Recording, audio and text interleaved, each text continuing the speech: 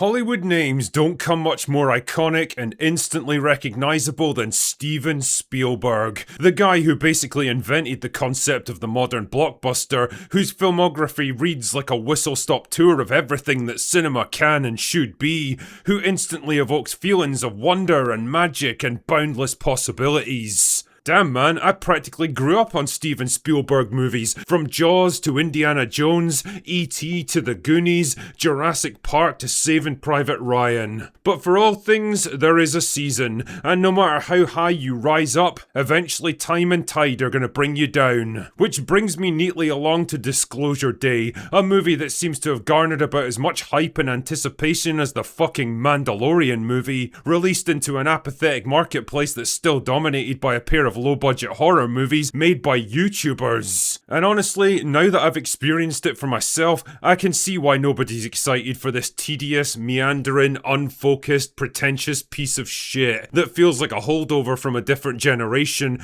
completely disconnected from the zeitgeist of today, and convinced that it's somehow way deeper and more profound than it actually is. Disclosure Day is basically The Running Man, and I mean the crappy Edgar Wright version, but presented and marketed like it's 2001 A Space Odyssey. Anyway, let's get the plot summary over with quick so I can drown my sorrows in something appropriate, like Toilet Duck. So the movie opens with our main man Daniel, who's some fucking dork working for a super secret government agency that manages recovered alien technology dating all the way back to the Roswell incident in the 1940s. Anyway, he steals an alien space dildo along with a bunch of files and records that could blow the whole operation wide open if they ever got released to the public, and goes on the run with his girlfriend who's a former nun. Yeah, sure, okay. Wait, I just realized something. This movie is literally nuns on the run. Anyway, while this is going on, weather girl Emily Blunt has a close encounter with a bird in her living room, and then immediately starts speaking an alien language live on air.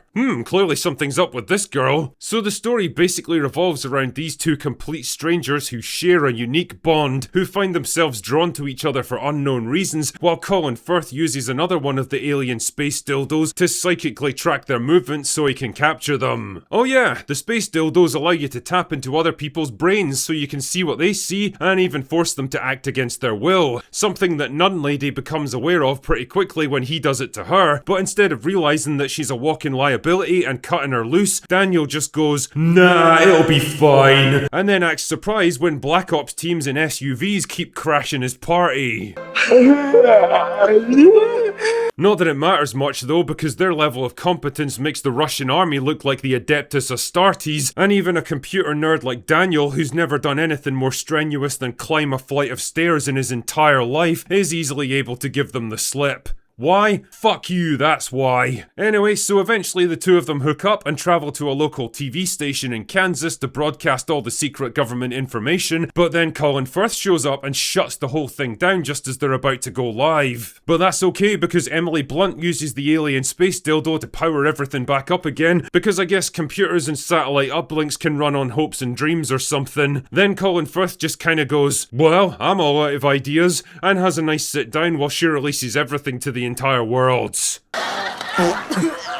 Do you know what else could stop her, Colin? A fucking bullet. I mean, it's kinda tough to leak highly classified and potentially devastating government information when you're breathing through your fucking forehead. Anyway, then Emily Blunt's friends wheel a geriatric alien into the studio, and no, I'm not kidding when I say this. Where did it come from? How did they manage to get it past security? Don't know. Then it whispers something in her ear and the movie ends before we even find out what it says. And that's it, that's the plot for Disappointment Day.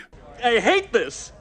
It is revolting! Honestly, what a pointless waste of time and money this movie was. I mean, the way Spielberg's been hyping this shit up, you'd think it was about to reshape the future of Western civilization or something. Like it was gonna be his magnum opus, the epic culmination of a career spanning more than half a century. When you get right down to it though, it's nothing more than an uninspired, by-the-numbers chase movie about two people we don't particularly like or care about, pursuing a vague objective that isn't particularly interesting, hunted by an enemy enemy that's not particularly competent, powerful, or clearly defined. The revelations and twists are mostly non-existent. Nothing's revealed in this movie that you either don't already know or would have guessed about 30 minutes before it happens. Even the villain's flat and dull, like he's just going through the motions with no clear sense of identity or purpose. Colin Firth's character isn't complex and nuanced enough to be interesting, or just plain evil enough to be genuinely threatening. And for a Black Ops government agency out to protect their secrets at all costs, they never once do something crazy like kill anyone, even when it would absolutely be in their interest to do so. This is the kind of story that's been done 100 times before, usually far better, and often by Spielberg himself. Close Encounters was infinitely better at building up the wonder and mystery of an alien force acting on humanity for decades,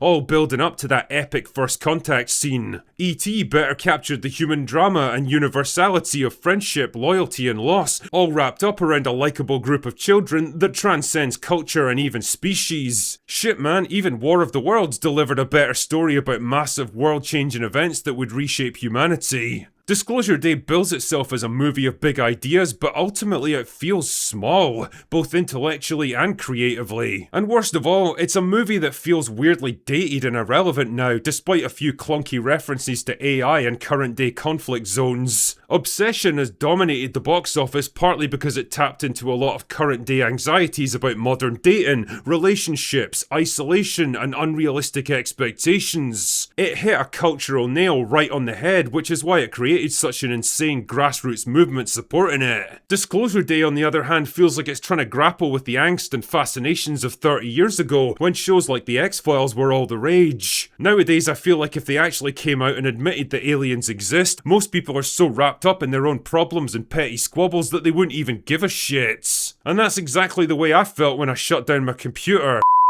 Sorry, I mean walked out of the movie theatre. I just didn't give a shit about what I'd seen. It did absolutely nothing for me. It was a 2.5 hour snorefest and sad proof that Steven Spielberg's best days as a filmmaker are long behind him. As I said at the start of this review, for all things there is a season, dear viewer. A time to keep and a time to cast away. And as much as it pains me to say it, I think Steven Spielberg's time is up. Anyway, that's all I've got for today. Go away now.